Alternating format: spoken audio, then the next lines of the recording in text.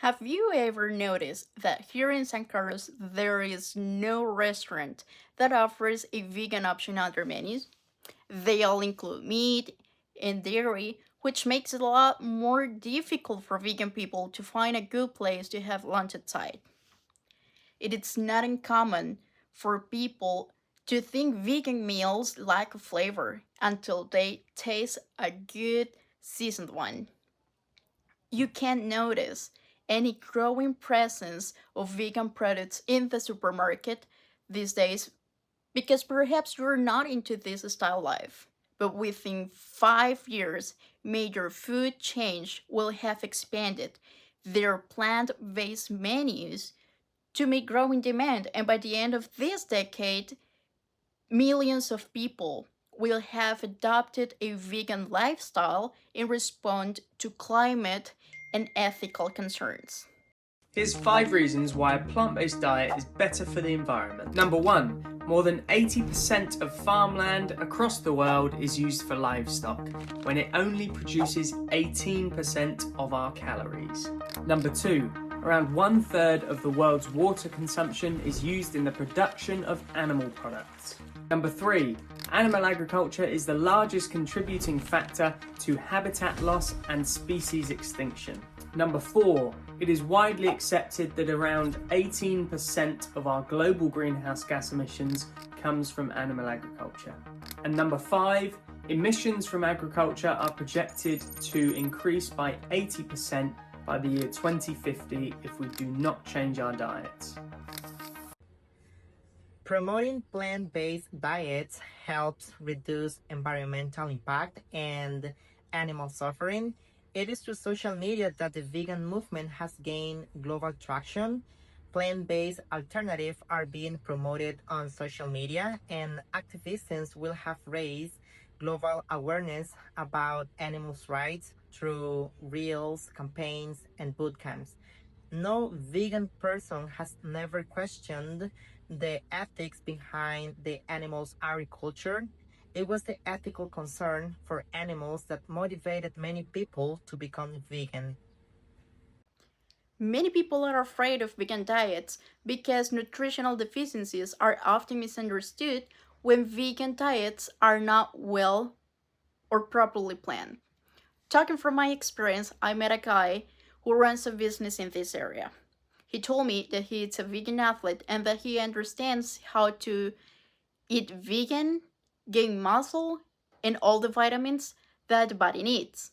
The inspiring stories of vegan athletes change outdated stereotypes. He also said that what vegans often struggle with is finding inclusive options in traditional restaurants, which is why many traditional recipes will have been reinvented using vegan ingredients without compromising flavor or cultural identity. Luigi expressed that I had to pay $2,000 if I wanted to get the plant based program. He also mentioned that I could have access to a supporting network, but honestly, that's very expensive. If I have found a cheaper plant based program, I will be in without any hesitation. This is essentially a herbivore in terms of the alimentary canal, the digestive system, the way it is, the kind of enzymes we have, and the kind of microbiome we have. But this is flexible. If I have to just survive on meat, I can survive on meat. It is flexible enough. But in terms of suitability, it is designed for plant-based food. But if you eat plant-based food, you must have variety of things to make sure you have the necessary nourishment. Without enough legumes, lentils and variety of vegetables, you don't have enough nourishment in the regular vegetarian diet. As well, one of my friends who is vegan went to a restaurant and she read the menu. Caro didn't say nothing when the restaurant failed to offer a single plant-based option, so she ordered something vegetarian from the list. Later on, she got sick. She could have avoided the allergic reaction if the dish had been clearly labeled as non-vegan.